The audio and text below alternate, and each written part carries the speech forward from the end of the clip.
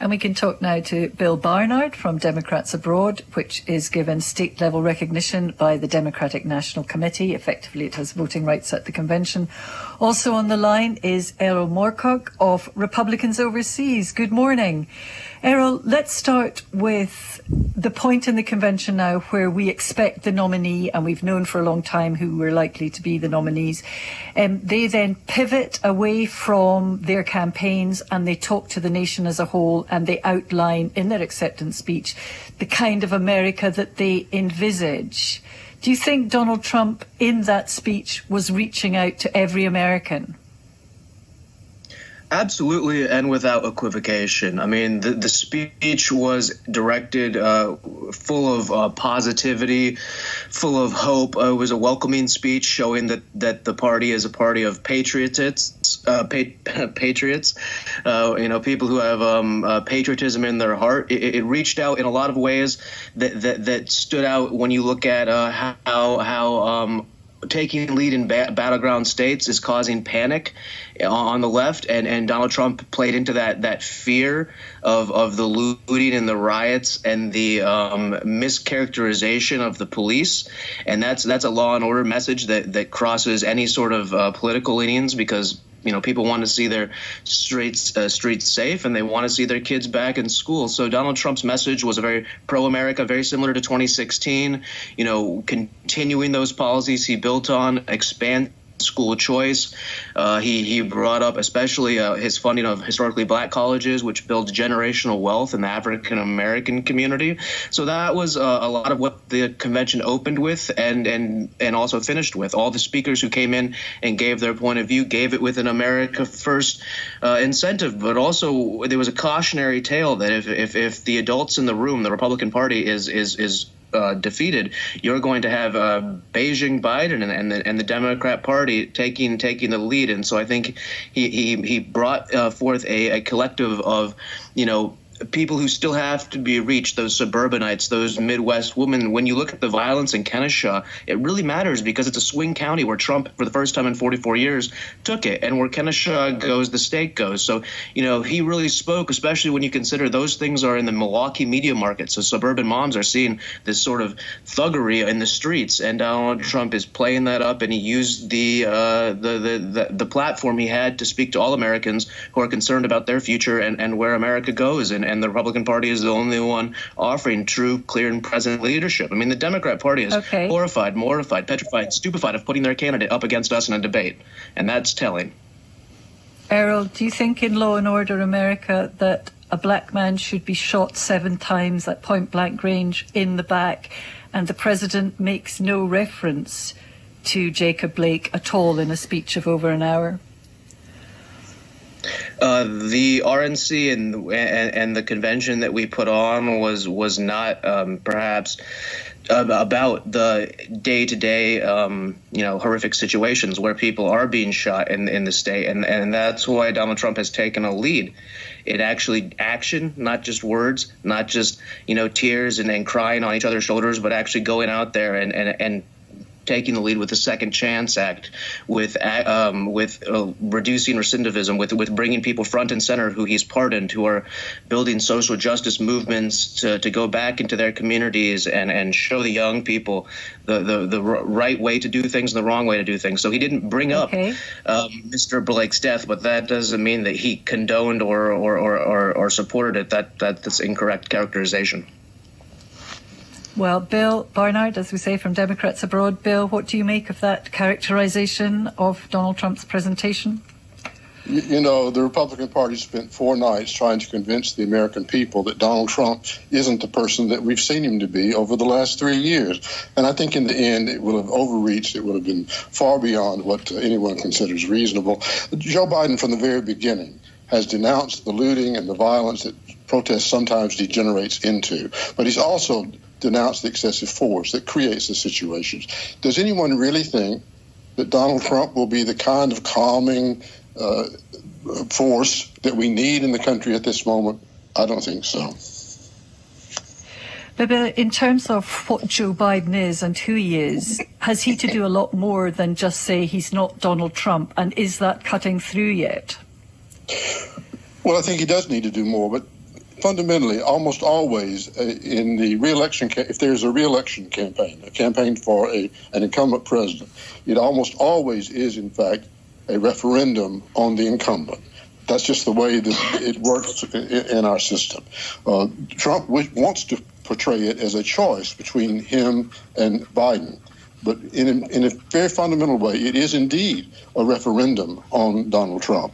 But beyond that, I think the Democrats do have to enunciate, as they have in their platform and in the website that you go to for Joe Biden, there are detailed policy statements there. The Republicans didn't even adopt a platform this time. It shows you how much the Republican Party has become a cult, Trump cult party, rather than a genuine political force.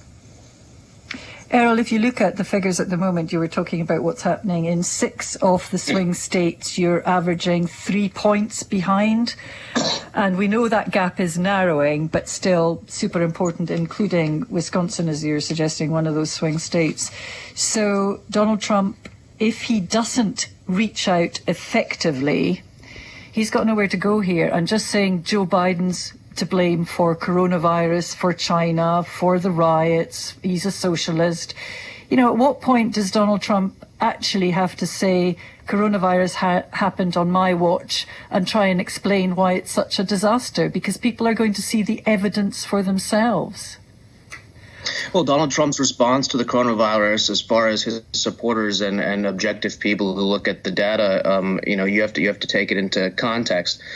His supporters certainly aren't holding his feet to the fire for a foreign pestilence that has, descended upon our republic. But when you look at the kind of data, how he responded to it. Well, how he responded to it was he made sure that every single stockpile was met, that the PPE requirements were there, that our National Defense Protection Act was enacted. And that's the kind of stuff that you start to see in those polls.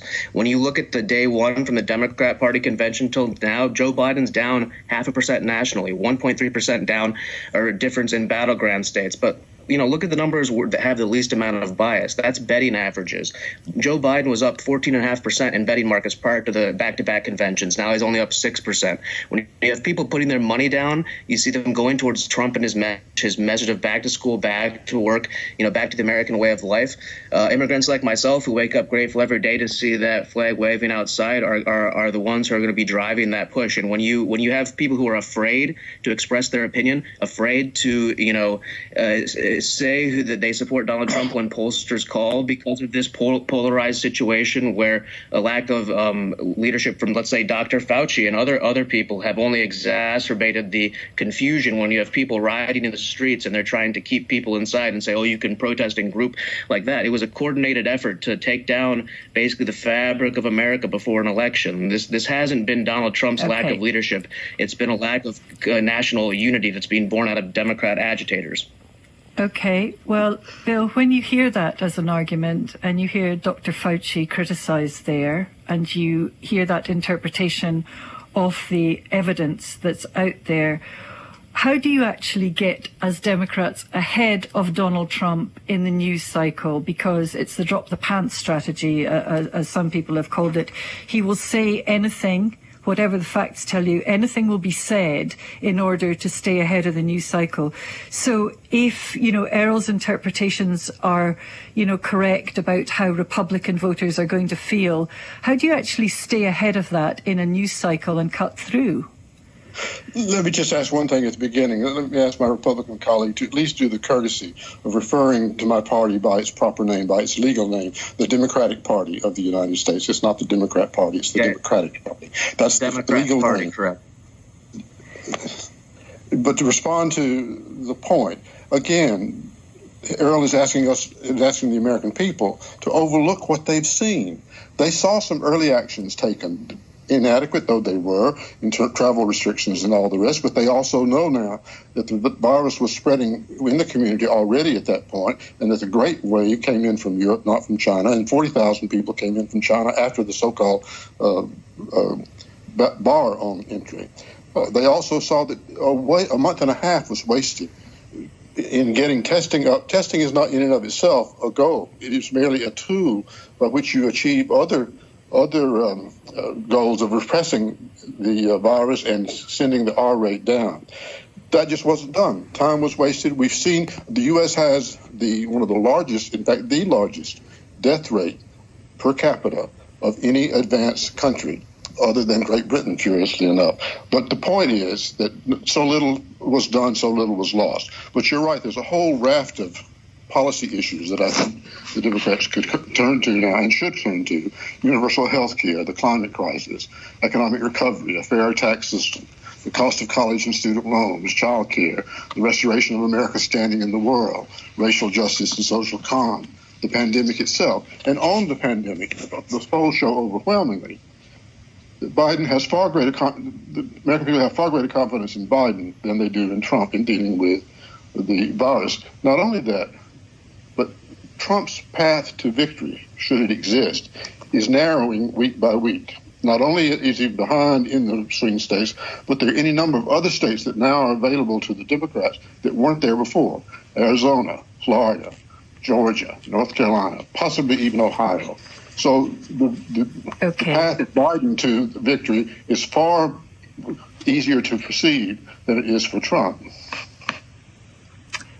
Thank you so much, both of you. I'm so sorry we're out of time on this one, but we will be talking to you again. Erol Morkoc of Republicans Overseas, and just there, Bill Barnard from Democrats Abroad. Thank you both.